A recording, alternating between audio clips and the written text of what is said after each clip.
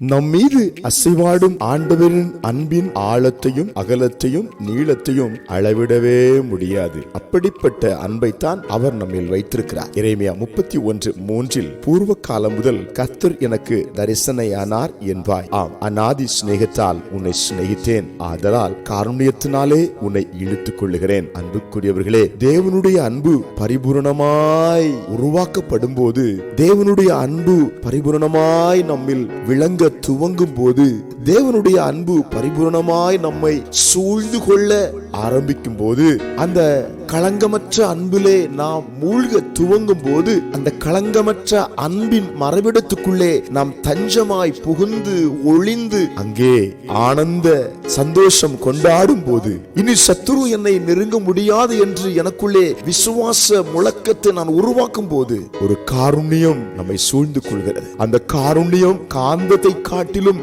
மிகவும் வலிமையான வீரியம் நிறைந்த சக்தியோடு நம்மை இழுத்துக் கொள்கிறதாம். ஹல்லேலூயா.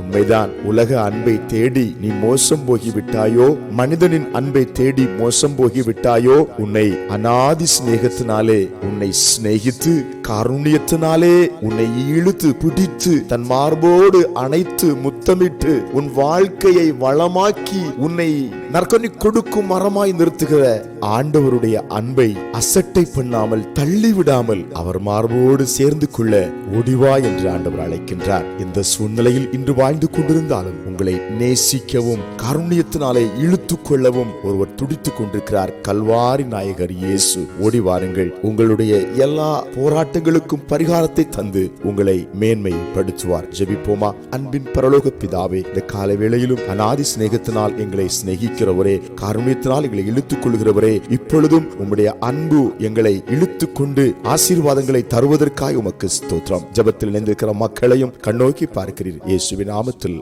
ஆமென்.